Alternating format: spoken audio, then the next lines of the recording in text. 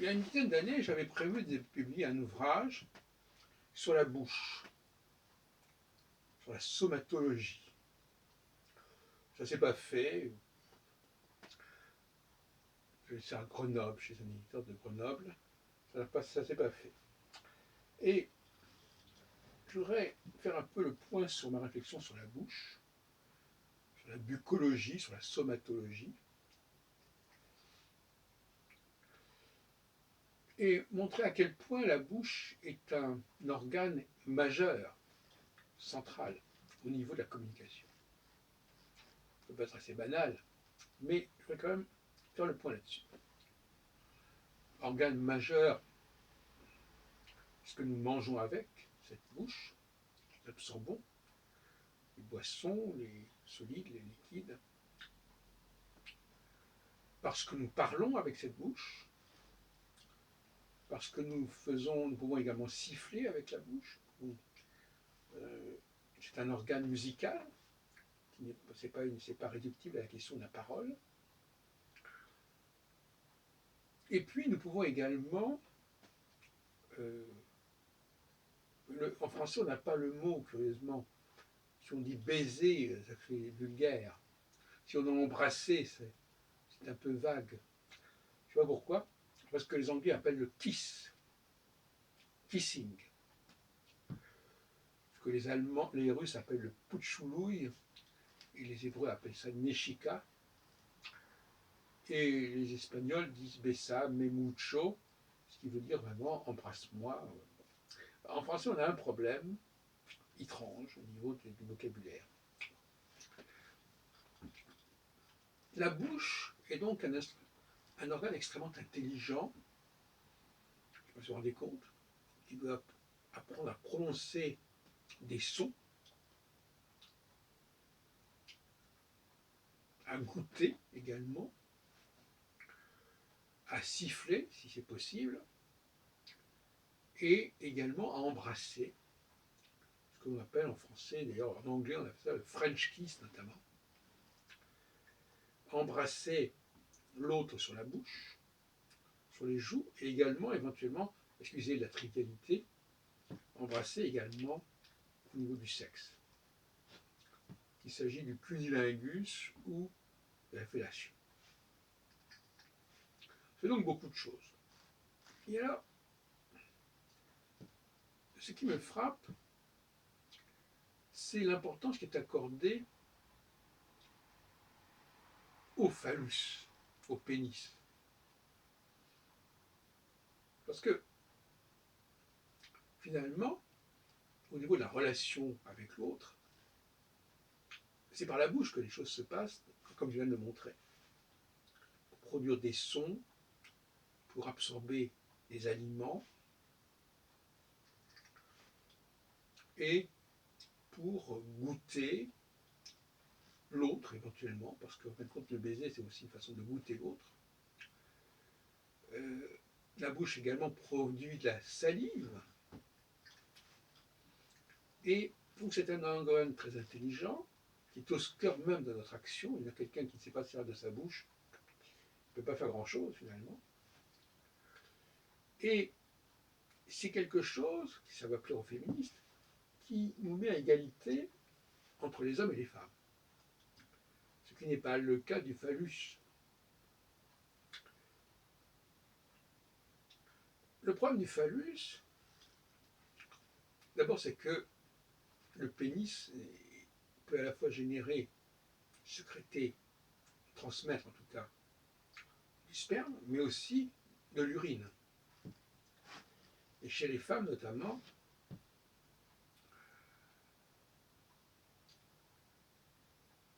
le vagin est proche de l'anus. Il est plus éloigné entre le phallus et l'anus de l'homme. On ne parle même pas de l'utérus aussi. Donc finalement, il y a quelque chose de l'ordre de l'excrément, du déchet, quand on passe de la partie supérieure du corps, parce qu'on veut ou non, la bouche est quand même fait partie de la tête, et quand on va vers la partie inférieure, sous la ceinture, et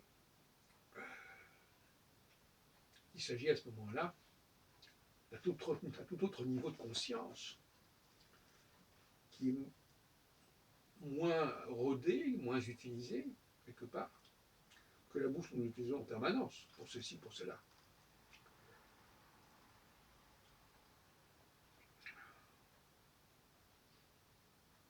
Alors, effectivement, comme je disais, deux hommes peuvent s'embrasser, comme ils peuvent se parler, comme ils peuvent manger, etc. Un homme et une femme peuvent également s'embrasser. On prend le mot embrasser au sens de kiss, c'est-à-dire du baiser. Alors que, quand on se situe sur le plan inférieur, si on peut dire, les fonctions sont extrêmement différentes. Entre le vagin, le phallus, etc., etc. Au fond, le phallus est un instrument assez peu fiable,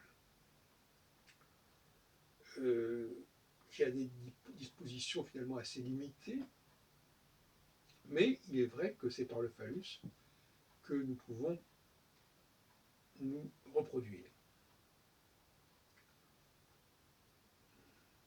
On est dans un champ de la reproduction, c'est-à-dire on emploie un mot un peu excessif, de l'excrétion, c'est-à-dire de l'expulsion. On expulse quelque chose, on expulse l'enfant qui naît, et également, donc, on va transmettre à la femme, par le phallus, la semence. Alors, tout ça, ça me fait penser un peu à Freud,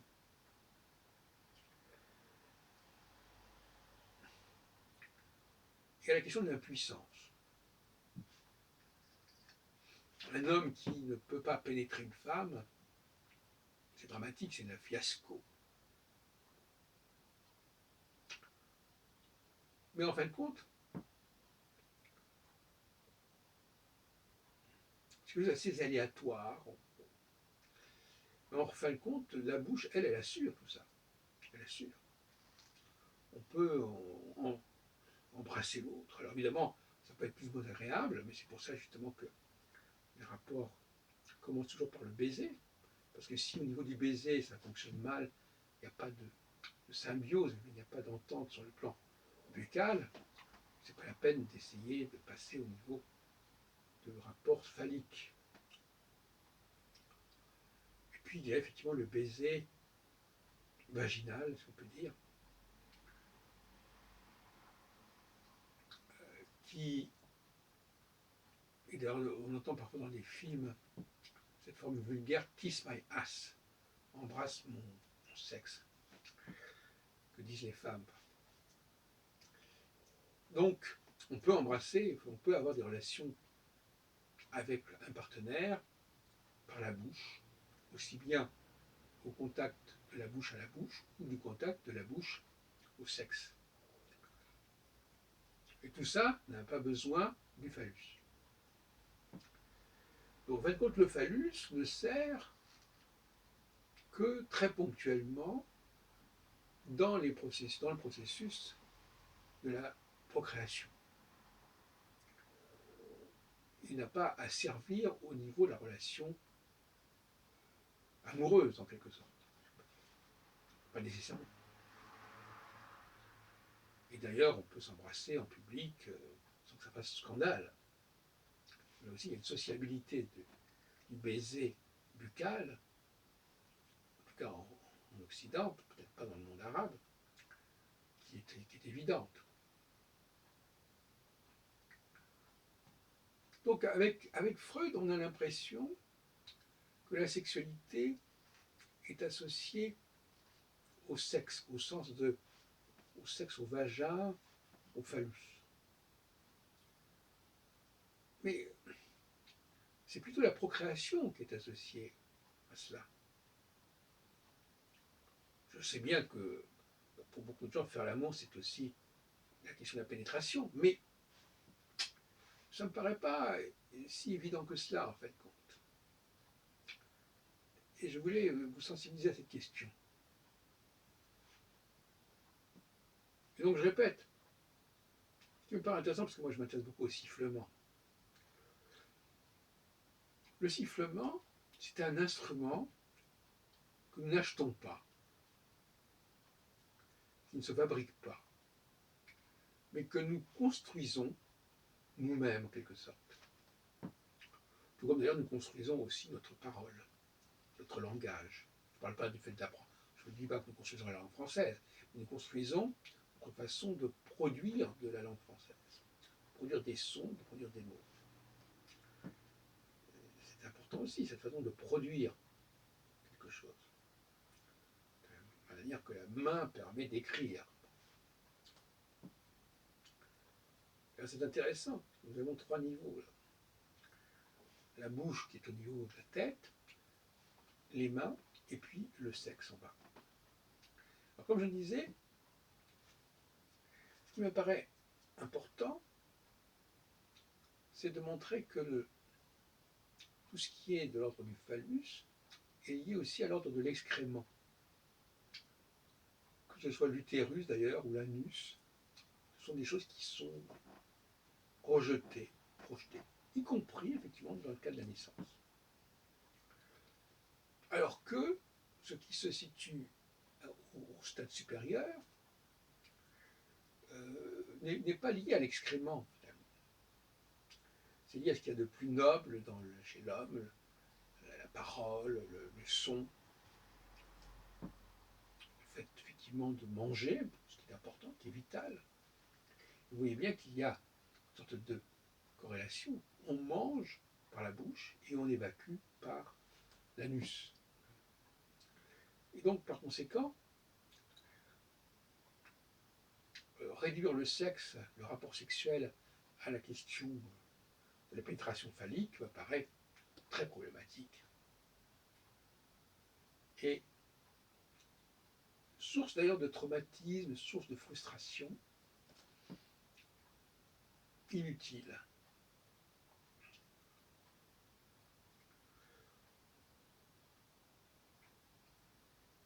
Je crois que, sérieusement,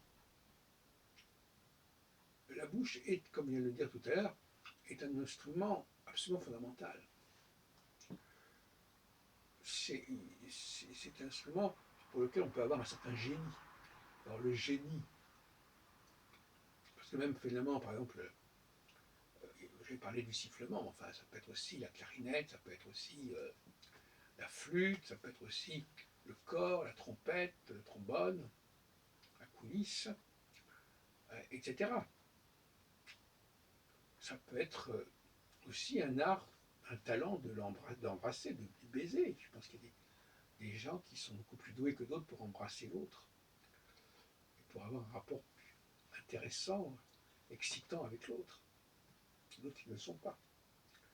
La bouche, ce sont les lèvres aussi. Et puis, n'oublions pas que quand on désigne les langues, on dit la langue c'est aussi quelque chose qui appartient à la bouche.